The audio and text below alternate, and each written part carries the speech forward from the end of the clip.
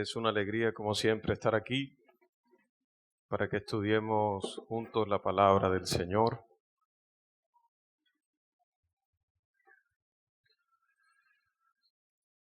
Usted puede abrir su Biblia conmigo en Primera de Juan, capítulo 3, versículos 3 al 5. Primera de Juan, capítulo 3, versículos 3 al 5. Leemos y oramos. Leemos en el nombre de nuestro Señor Jesucristo. Hermanos míos, esta es la palabra del Señor. Y todo aquel que tiene esta esperanza en Él se purifica a sí mismo, así como Él es puro. Gracias por tu palabra, Padre. Nosotros inclinamos nuestros corazones. Como decía el himno que estábamos cantando, revélanos a Cristo en esta mañana, Espíritu Santo. Que tú nos reveles a Cristo en esta mañana más, para que los cerrojos sean rotos, para que los cojos salten, los ciegos miren, los muertos vivan, Señor. Para que los pies débiles sean afirmados, el corazón de hierro se vuelva de carne, Señor. Espíritu Santo, sin tu poder es imposible, Señor, es imposible. Por eso invocamos tu misericordia, tu compasión, tu sabiduría, en el nombre de Jesús. Amén.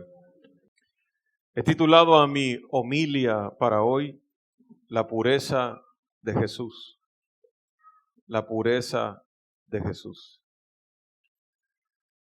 En noviembre 15 del año 2023, John le envió esta carta a Rafael.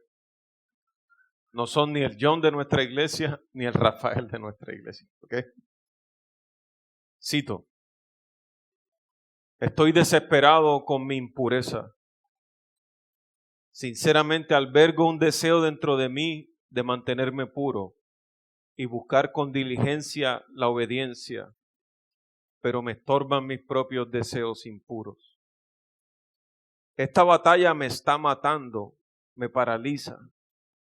Muchas veces me aísla, no sé qué hacer. En ocasiones me pregunto si soy acaso un falso cristiano. Deseo con todo mi corazón no solo no pecar externamente, sino no desear pecar. No quiero tener estos deseos impuros. ¿Qué puedo hacer? Una semana más tarde, Rafael responde la carta a John de la siguiente manera. Noviembre 17 de 2023. Estoy desesperado con mi impureza también.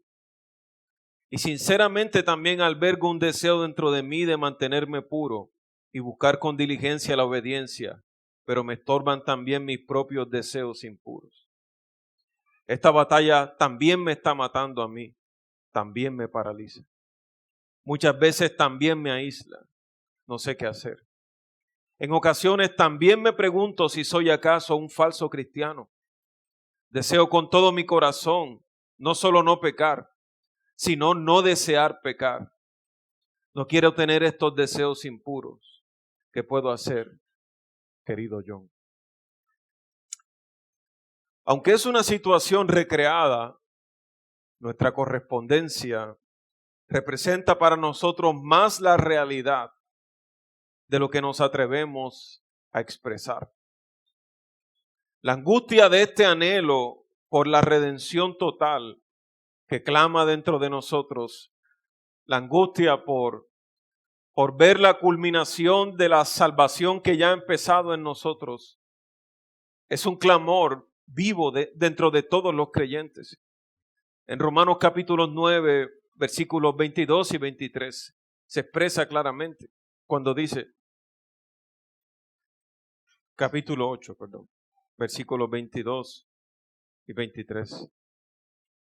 Porque sabemos que la creación gime a una, y a una está con dolores de parto hasta ahora. Pero no solo la creación, dice, no solo ella, sino que también nosotros mismos que tenemos las primicias del Espíritu. Nosotros también gemimos dentro de nosotros mismos, esperando la adopción, la redención de nuestro cuerpo. Porque en esperanza fuimos salvos. Pero la esperanza que se ve no es esperanza, porque lo que alguno ve, ¿a qué esperarlo? Pero si esperamos lo que no vemos, con paciencia lo aguardamos. De igual manera el Espíritu nos ayuda en nuestra debilidad. Pues qué hemos de pedir como conviene no lo sabemos, pero el Espíritu mismo intercede por nosotros con gemidos indecibles. Mis hermanos, la expresión de esta angustia por la redención total en Romanos capítulo 9 se describe como dolores de parto, dolores de angustia. Y en el contexto de este pasaje, precisamente está hablando sobre la lucha del pecador, la lucha del creyente que ya ha venido a Cristo, pero que en su angustia anhela la redención total, la redención total. Nosotros a veces no lo expresamos con palabras tan teológicas como es el caso aquí, pero a veces decimos, ¿y cuándo es que todo esto va a terminar? ¿Cuándo es que va a llegar el fin de estas cosas? Es prácticamente lo que el texto está diciendo. No solo la creación, sino que los creyentes gimen a una dentro de sí, anhelando la plenitud de esa redención. Ahora nosotros gustamos de esa redención. Gustamos en parte de esa pureza. Ahora hay en nosotros deseos puros que antes no existían. Y ahora hay en nosotros la conciencia de nuestra propia impureza, que se convierte en una batalla diaria. Y nos preguntamos, los creyentes, si tan solo pudiera vivir sin deseos de pecar. Los creyentes no solo quieren contenerse externamente para guardar su testimonio delante de otros hermanos. Esa es una santificación externa y parcial. Los creyentes no solo quieren eso externamente, sino que anhelarían que sus corazones no desearan el pecado. Y es precisamente esa tensión lo que produce la angustia y que clama en el creyente por esa redención final. Se pregunta uno, ¿dónde hay un hombre puro entre nosotros? Nos sorprende las noticias que vemos de personas que pensábamos que eran algo y que resulta que no eran todo lo que pensábamos que eran. Y nos preguntamos, ¿dónde hay un hombre puro entre nosotros? ¿Existe alguien 100% real, confiable, que sus palabras y sus obras estén en perfecta sincronía?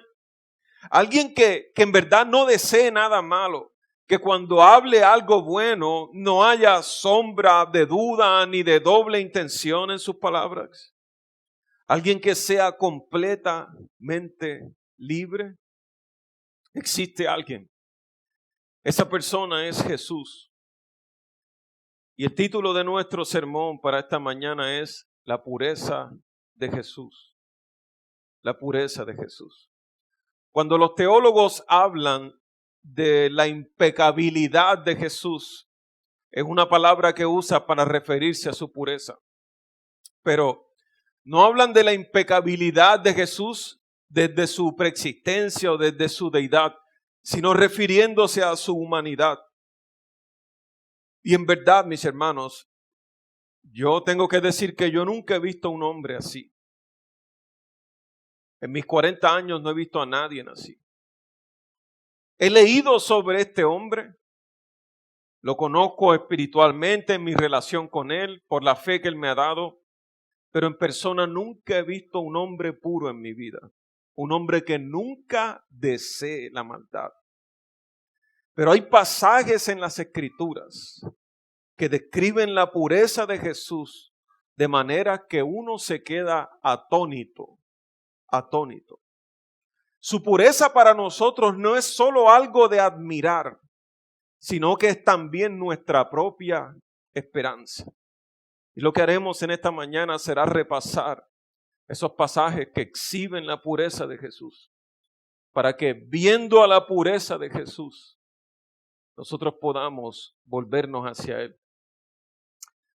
Quisiera ver primero 2 de Corintios, capítulo 5, verso 21. 2 de Corintios, capítulo 5, verso 21.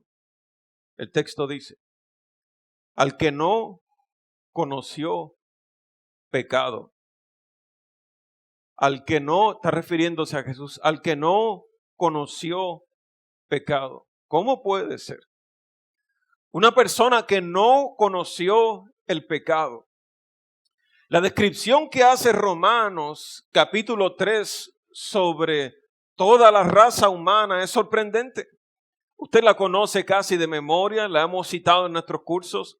Romanos capítulo 3, 11 al 18 es una recopilación de Pablo de algunos salmos y proverbios del Antiguo Testamento y los pone para que todos los hombres queden sin excusa. En Romanos capítulo 3 hay una descripción de la raza humana que dice: no hay justo, ni aun uno, ni aun uno. No hay quien entienda, no hay quien entienda. No hay quien busque a Dios. Todos se desviaron, a una se hicieron inútiles. No hay quien haga lo bueno, no hay ni siquiera uno. Sepulcro abierto es su garganta, con su lengua engañan. Veneno de áspides hay debajo de sus labios. Esta es una descripción fuerte. Su boca está llena de maldición y de amargura. Sus pies se apresuran a derramar sangre. Quebranto y desventura hay en sus caminos y no conocieron camino de paz. Y es descrito, el cierre de esto es la definición. No hay temor de Dios delante de sus ojos. Esa declaración de Romanos capítulo 3 encierra a todos los hombres menos a uno.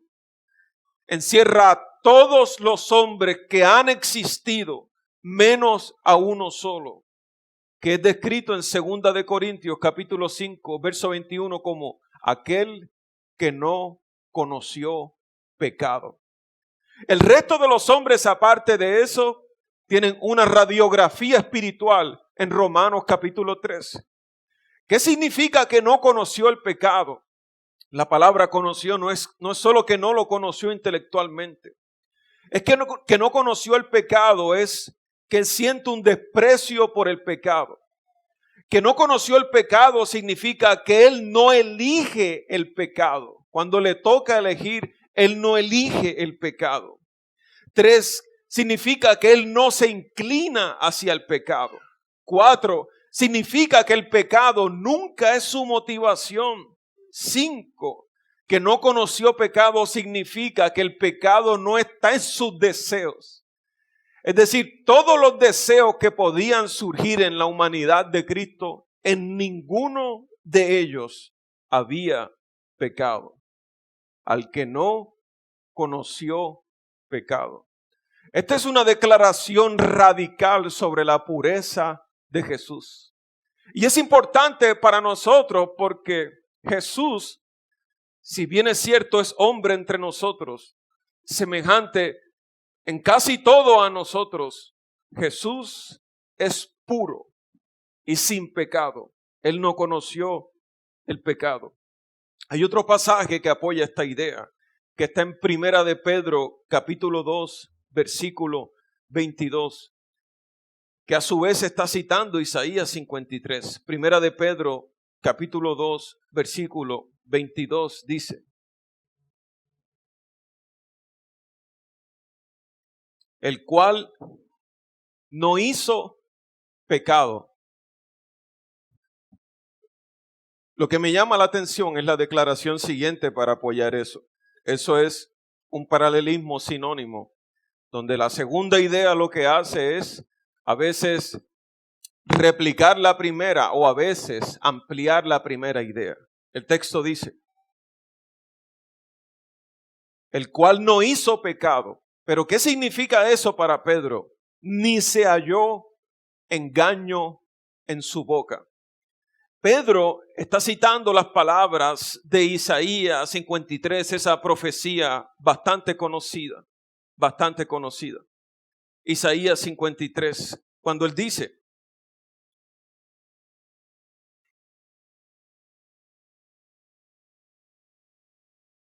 angustiado él y afligido, no abrió su boca, como cordero fue llevado al matadero.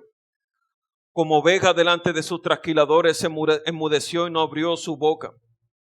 Versículo 9, se dispuso con los impíos su sepultura, mas con los ricos fue en su muerte, aunque nunca hizo maldad. Pedro traduce esa frase, parafrasea eso en el Nuevo Testamento diciendo que él no hizo pecado. Aquí dice en el texto que él nunca hizo maldad, ni hubo ni se halló engaño en su boca. Y sabes, esto es bastante diciente, la aclaración de esta clase de pureza de Jesús, el hecho de que no se halló engaño en su boca. ¿Por qué? Porque la primera descripción que leímos de Romanos capítulo 3 sobre la pecaminosidad de todos los hombres, gran parte de esa descripción se nos da en una metáfora de lo que la boca hace. ¿Quieres regresar conmigo al pasaje de Romanos capítulo 3? Cuando dice: sepulcro abierto es su garganta, con su lengua engañan, veneno de áspides hay debajo de sus labios. Su boca está llena de maldición y de amargura, sus pies se apresuran para derramar sangre.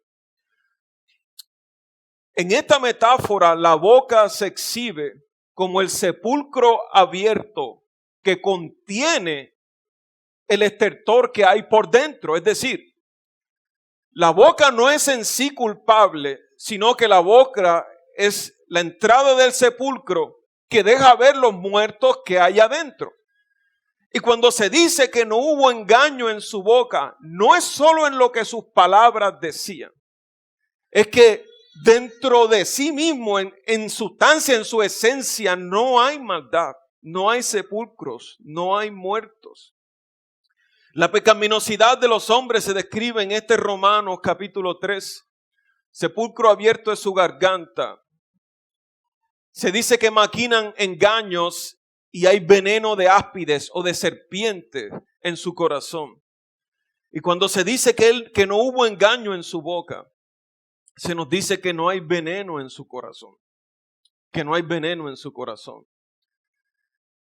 Si su pureza, si la boca es la puerta que nos deja ver su pureza, y se nos dice que en su boca jamás hubo engaño, entonces la puerta abierta de su boca nos deja ver que en su corazón jamás hubo engaño. Esta relación de la boca con lo que en esencia es el hombre, no solo es de estos dos pasajes. Hay una descripción que ustedes conocen bastante bien en Santiago capítulo 3, versículo 6.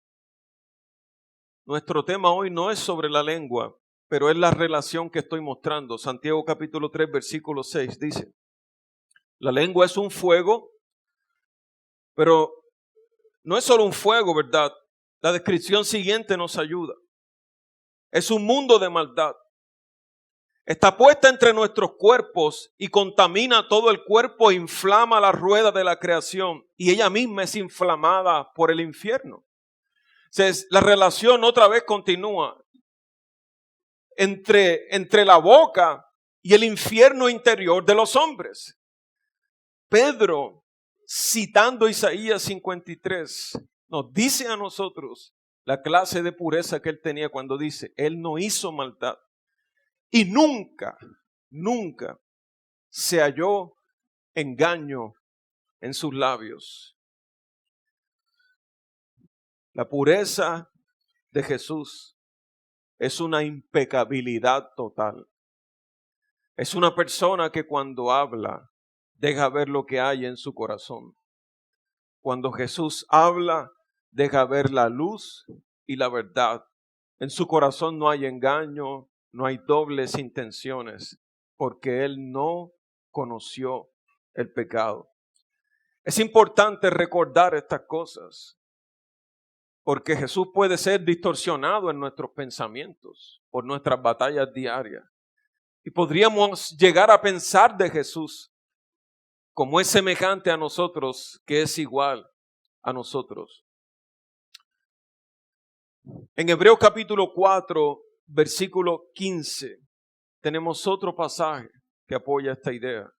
Hebreos capítulo 4, versículo 15. Es una separación entre lo que nosotros somos y lo que es Él. Porque no tenemos un sumo sacerdote que no pueda compadecerse de nuestras debilidades, sino uno que fue tentado en todo según nuestra semejanza, pero sin pecado. Tentado en todo, pero sin pecado. Nosotros acostumbrados a leer las tentaciones en el desierto de Jesús, quizás no entendemos la magnitud de la batalla que allí se presentó. Cuando Satanás le dice, todo esto te daré si postrado me adorares. Cuando le dice, tírate del templo, pues a sus ángeles mandará para que tu pie no tropiece en piedra. Las tentaciones de Satanás no hallaron un aliado en el corazón de Jesús para obedecerle. Su respuesta definitiva ante la tentación fue siempre la palabra de Dios. Al Señor tu Dios adorarás y solo a Él servirás. ¿Dónde hay un hombre puro entre nosotros? Alguien que no desee nada malo. Alguien que sea completamente libre. Solo Jesús.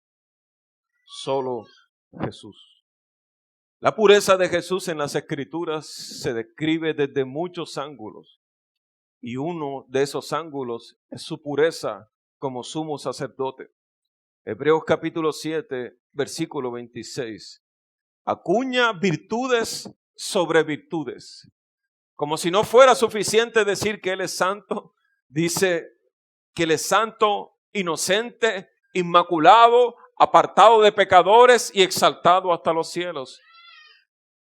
Hebreos capítulo 7, versículo 26 dice, porque tal sumo sacerdote nos convenía, santo, inocente, sin mancha, apartado de los pecadores y hecho más sublime que los cielos. Estas palabras no son sinónimos y algunas de estas palabras están en el Nuevo Testamento, una sola vez aparecen y en este pasaje exclusivamente. Otras de estas palabras son raras y aparecen solo 2 veces en todo el Nuevo Testamento. Estas palabras que se han acuñado en Hebreos capítulo 7, versículo 26 para describir la pureza de Jesús son a propósito. Él es santo.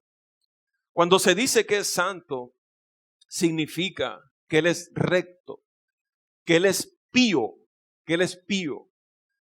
Usted recuerda que la expresión pío se usaba en los tiempos antiguos incluso como un nombre a veces. Pío II, Pío III, o se ponía para preceder el nombre de alguien para elevarlo a la categoría de un santo.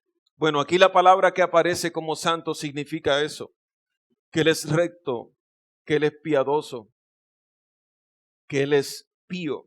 Esa palabra santo es lo que cantan sobre Él en Apocalipsis capítulo 15, versículo 4, cuando se dice,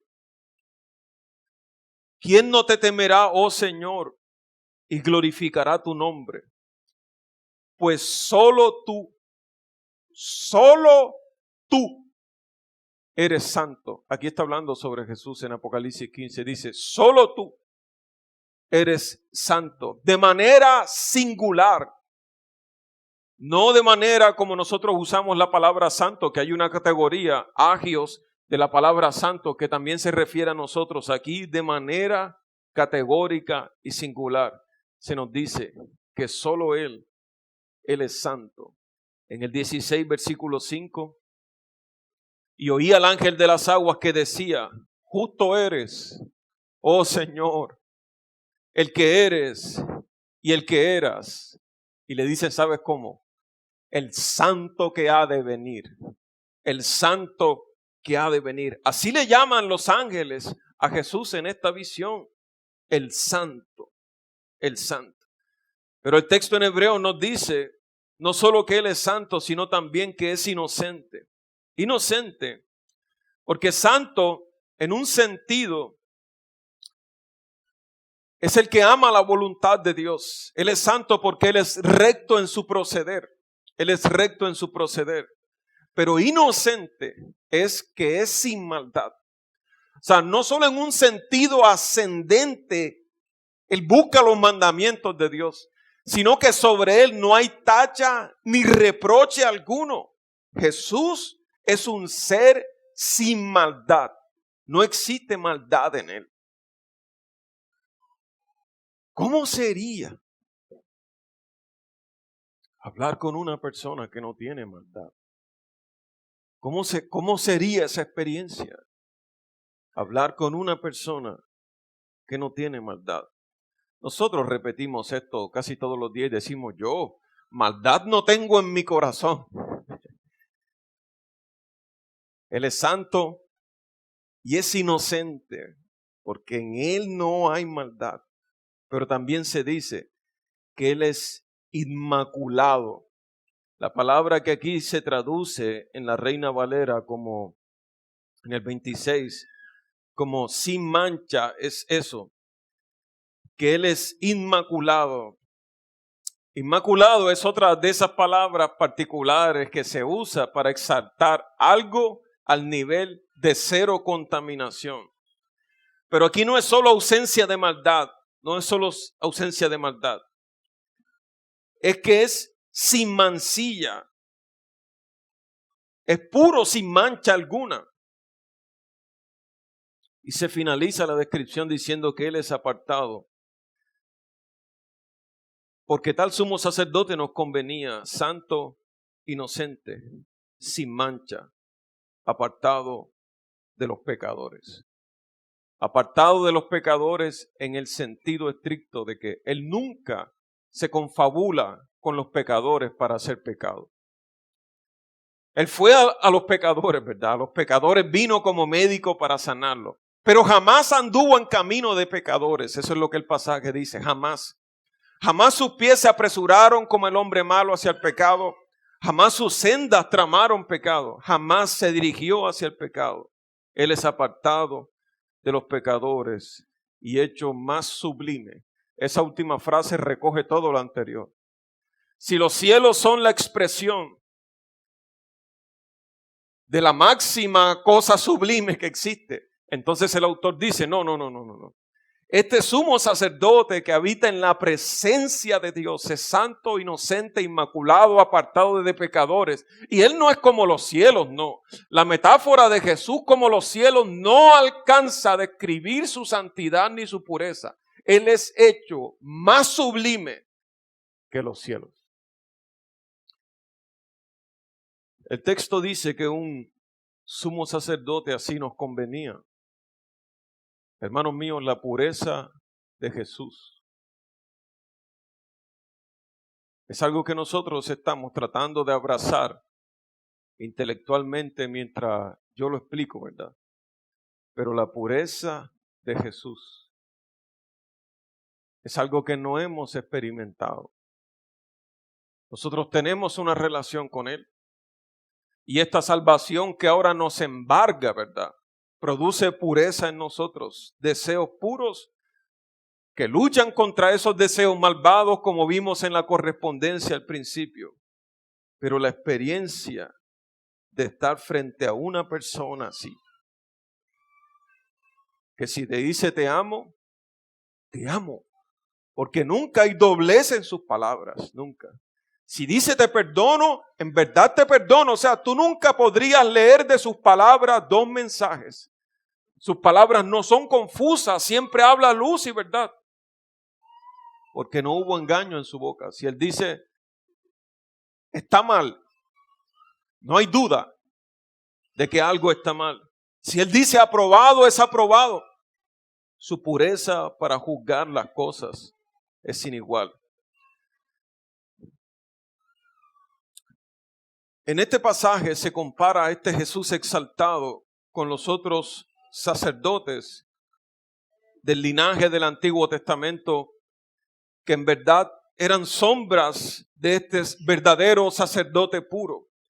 Y para la comparación se dicen dos frases bastante fuertes sobre estos sacerdotes. En el versículo 27, por ejemplo, seguido se nos dice que este Jesús no tiene necesidad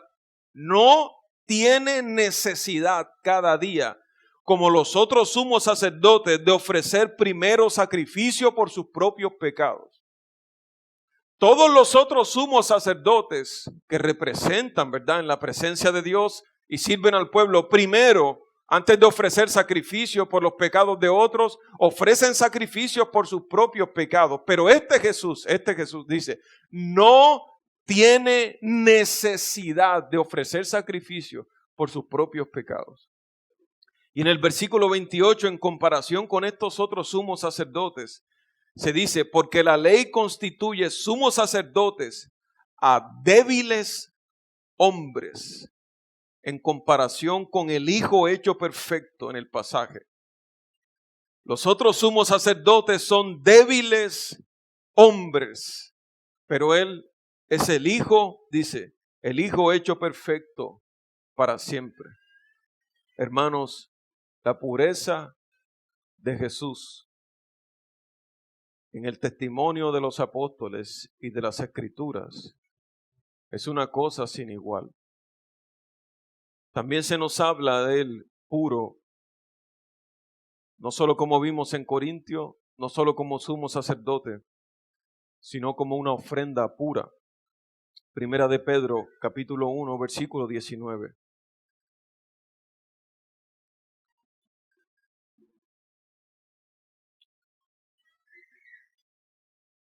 Sino con la sangre preciosa de Cristo, como de un cordero, sin mancha y sin contaminación.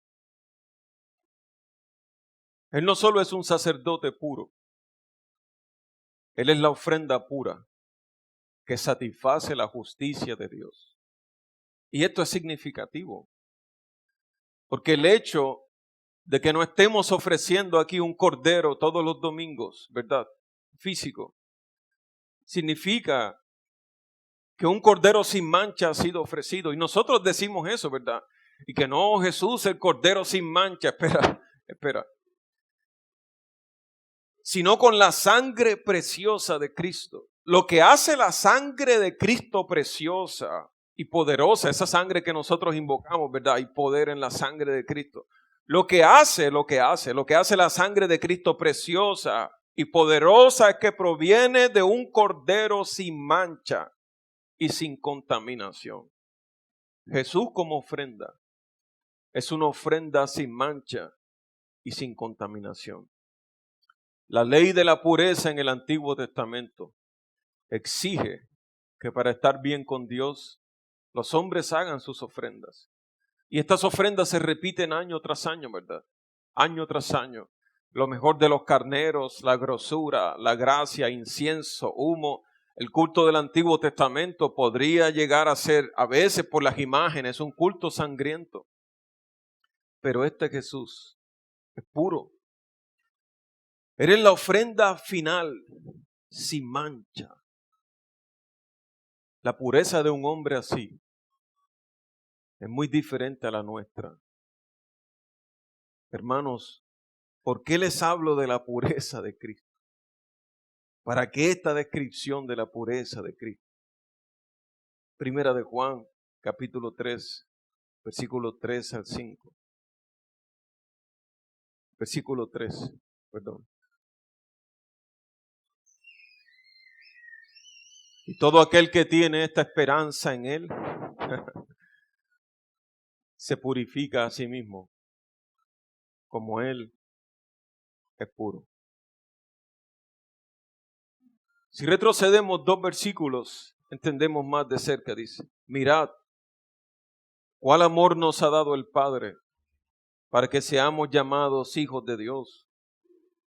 Por esto el mundo no nos conoce, porque no le conoció a Él. Amados, Ahora somos hijos de Dios y aún no se ha manifestado lo que hemos de ser, pero sabemos que cuando Él se manifieste, seremos semejantes a Él, porque le veremos tal como Él es. Hermanos, en la carta que Rafael envió a John buscando esperanza y que John recibe de Rafael, es una carta con las mismas luchas ambos. Ambos anhelan el día de la redención total, el día en que no hayan deseos de hacer lo malo, el día en que estos deseos de pecado no nos estorben. No, estos deseos de pecado no nos dejan tener relaciones en paz, ni con los amigos, ni con los hermanos de la iglesia. ¿Quién sabe qué pensó el hermano de mí? No me saludó. O sea, los deseos de pecado no nos dejan estar en relaciones en paz perfectas con las personas. Es una incomodidad semanal, ni las relaciones conyugales. Siempre, siempre el pecado es un estorbo para la felicidad de los hombres. Y la esperanza de Juan es esta, hermanos. Todavía no somos lo que hemos de ser, pero un día, dice, un día seremos semejantes a Él. Seremos semejantes a Él, porque le veremos como Él es. Y todo aquel que tiene esta esperanza, todo aquel que tiene esta esperanza en Cristo, esta esperanza en Él se purifica a sí mismo, como Él es puro. Hermano, yo no sé cuáles fueron tus batallas esta semana. Es posible que sean batallas que tú no puedas ni decir porque se escandalizarían tus hermanos de ti. Sin embargo, escúchame bien. Hay un hombre puro entre nosotros, se llama Jesús. Y ese Jesús puro es tu sumo sacerdote puro. Y es la ofrenda pura para el perdón de los pecados. Escúchame porque quiero exaltarlo a Él en esta mañana. Para que confíes en Él, porque Él no miente. Si Él dice que en Él tienes perdón de pecados y esperanza de salvación, te aseguro que no miente, porque no hay engaño en su boca. Confía en Jesús. Nosotros no podemos confiarnos 100% los unos de los otros, esa es la verdad.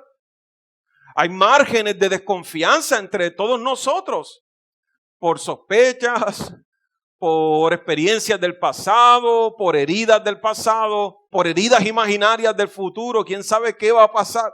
Cualquier cosa hace que nosotros no podamos confiarnos 100% los unos de los otros. Sin embargo, aquí estamos por amor del Evangelio, ¿verdad? Tratando de vivir la vida cristiana por la gracia de Dios en el reino de Dios. Pero escúchame, hay una persona 100% confiable, con un amor 100% puro. Es Jesús, el puro, el pío, el santo, el inmaculado, el que no conoció pecado. Escúchame, si tú necesitas a alguien, te ofrezco a este Jesús. Como ministro del Evangelio te ofrezco a este Jesús, que es el testimonio de los apóstoles. Yo jamás le vi en persona, pero ellos le vieron y así lo describen. Confía en Él. Confía en Él. Si Él dijo que no te dejará solo, te aseguro que Él nunca miente, que Él nunca miente. Si Él dice que Él tiene un plan en mente, que es mejor que tus planes, te aseguro que Él nunca miente. La segunda razón por la que quiero mostrarte a este Jesús hoy es para que confíes en Él, pues Él ha tomado tu carga para siempre, para siempre. El texto que leímos al inicio dice, al que no conoció pecado, por nosotros Él fue hecho pecado, para que nosotros seamos hechos justicia de Dios en Él. Él ha tomado tu carga para siempre. No tienes que irte de la iglesia por vergüenza. Él ha tomado tu carga para siempre. Pastor, para siempre. Yo dije para siempre. Para siempre. La tercera razón es esta. Que si tú tienes esta esperanza en Él, todo aquel que tiene esta esperanza en Él, se purifica a sí mismo como Él es puro. ¿Por qué te predico estas cosas? Para que busques la pureza. Por la esperanza que tienes en Él. Por la fiabilidad de su testimonio. Entonces busca la pureza. Esto no es pureza para ser aceptado, no. Puesto que ya has sido aceptado. Busca entonces la pureza. Perfecciónate en Él. Su espíritu vive dentro de ti. Él es tu fuerza. Él es tu ayuda. Él es tu pronto auxilio en las tribulaciones. Volvemos a la carta del principio. John le envía la carta a Rafael y Rafael le envía la carta a John nuevamente. Las luchas no desaparecen. Pero por alguna razón esta carta llegó a la casa de Jesús. Y Jesús escribió una respuesta. La carta que llegó a Jesús decía así: Señor Jesús, estoy desesperado con mi impureza. Sinceramente albergo un deseo dentro de mí de mantenerme puro y buscar con diligencia la obediencia, pero me estorban mis propios deseos impuros. Esta batalla me está matando, me paraliza. Muchas veces me aísla. No sé qué hacer en ocasiones. Me pregunto si soy acaso un falso cristiano. Deseo con todo mi corazón no solo no pecar, sino dejar de pecar. No quiero tener estos deseos impuros. ¿Qué puedo hacer, Señor Jesús? Noviembre 27 del 2003, el Señor Jesús respondería así: no desesperes. El Espíritu que me resucitó de los muertos vivifica tu cuerpo mortal. No te paralices, pues no has recibido espíritu de cobardía, sino de poder, amor y dominio propio.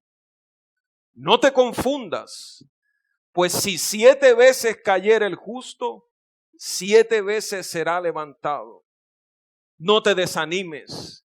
Torre fuerte es el nombre del Señor, a él correrá el justo y será levantado. Sé sabio, apártate del mal, porque el que comenzó en vosotros la buena obra, la perfeccionará hasta el día final. Recuerda que por cuanto no había pecado en mí, la muerte no pudo retenerme. Estoy vivo, estoy contigo, aguarda, no te rindas, la resurrección se acerca, pronto serás lo que fuiste llamado a ser. Atentamente, Jesús, porque todo aquel que tiene esta esperanza en Él, se purifica a sí mismo, como Él es puro. Te damos gracias por tus palabras. La carta de Rafael es la nuestra, Señor. Y hay ocasiones en las que no sabemos cómo seguir adelante, Señor. Hermanos, oremos juntos. Ayúdanos, Espíritu Santo. Jesús, invoca su nombre, mi hermano. Jesús, Jesús, el sacerdote puro, ayúdanos, ayúdanos. Fortalécenos en el poder de tu fuerza, Jesús. Derriba, Jesús, derriba lo que no es tuyo, Jesús. Liberta, Jesús, con tu poder. Sana, vivifica, Señor. Jesús nuestro, Cordero de Dios, nos arrogamos sobre ti en esta mañana, Señor. Esperanza nuestra, victoria nuestra. Amén.